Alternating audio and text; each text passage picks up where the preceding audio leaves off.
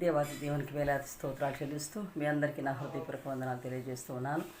మరి గడిచిన మాసమంతా కూడా దేవుడు క్షేమంగా కాచి కాపాడి 2024 సంవత్సరము 11 మాసాలు కూడా దేవుడు ఎంతో తన కృపలతో తన రెక్కల కింద మనల్ని భద్రపరిచి కాచి కాపాడిన విధానాన్ని బట్టి దేవునికి వందనాలు చెల్లిస్తూ ఉన్నాను. అదేవిధముగా ఈ దినమును ప్రత్యేకించి మరి డిసెంబరు మాసంలో మనం ప్రవేశించాము. మొట్టమొదటి తేదీ ఇది. చాలా సంతోషకరమైన మాసము, చాలా సంతోషకరమైనటువంటి నెల ఇది. కాబట్టి దేవుడు ఆదిలోనే చెప్పబడింది వాక్యం యెషయా గ్రంథంలో చెప్పబడింది.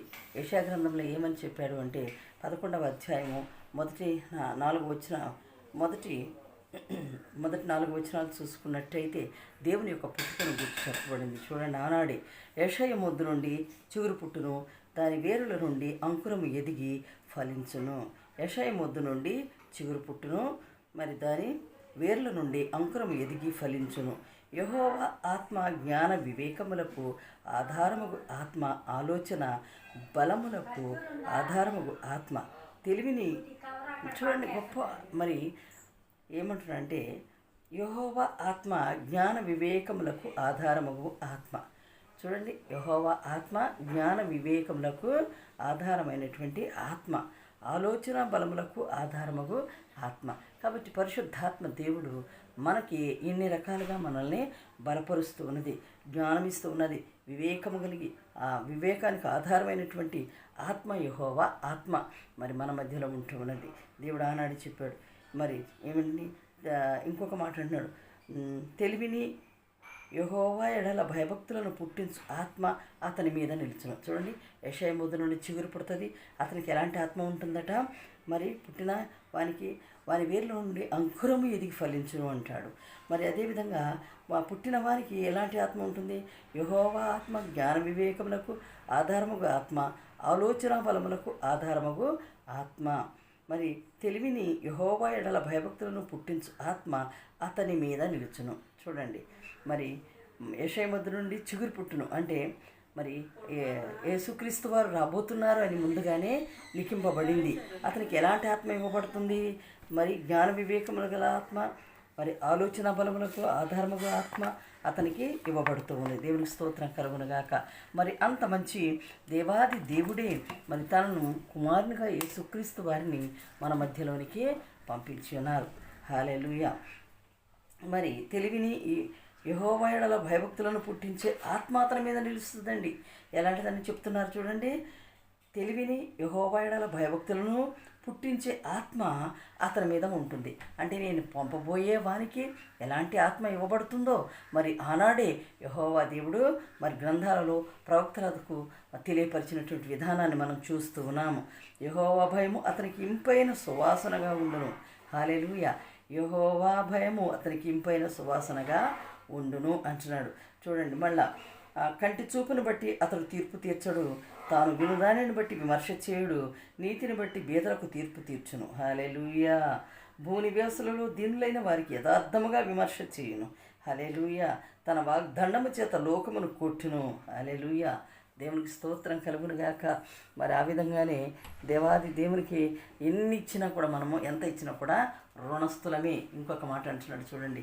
అదేవిధంగా మరి ఆయన పుట్టిన తర్వాత ఏమైంది అనేది మనం ఒకసారి చూద్దాం. లూకా సువార్త 2వ అధ్యాయములో ఒక మాట చూసినట్లయితే మరి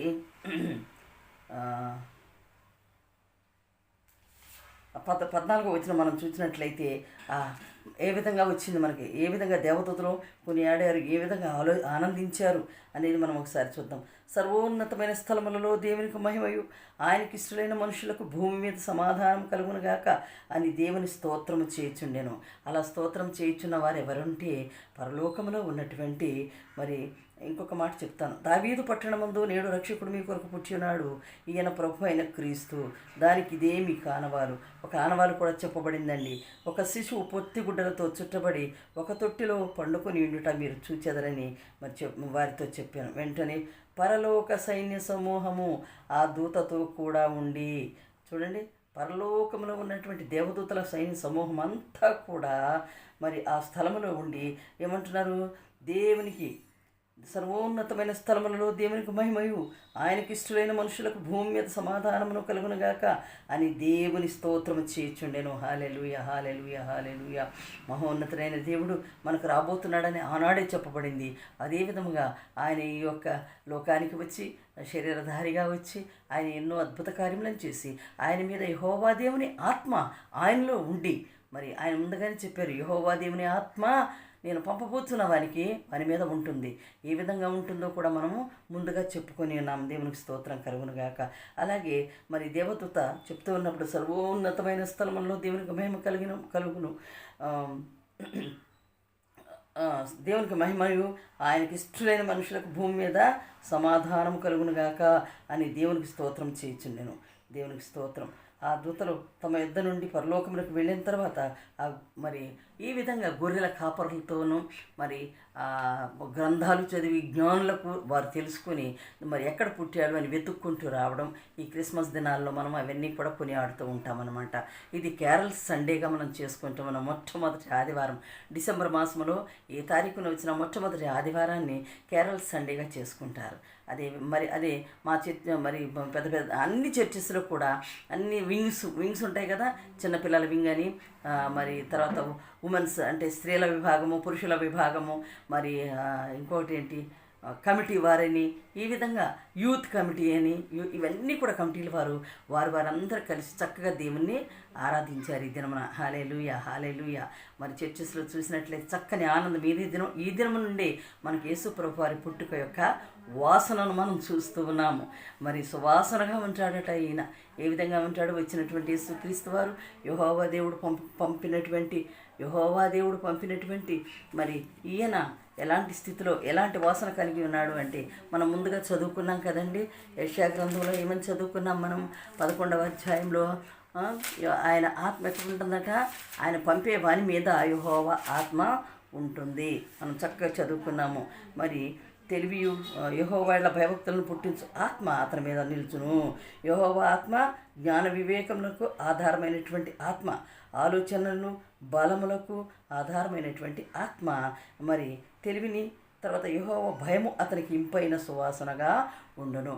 యెహోవా భయము నేను పంపించబోతున్న వానికి ఏ విధంగా ఉందంట? యెహోవా భయము ఒక ఇంపైన సువాసనగా ఉండును. కాబట్టి మనం ఈ యొక్క క్రిస్మస్ మాసమును ఒక ఇంపైన సువాసనగా మనం చూస్తూ ఉన్నాం.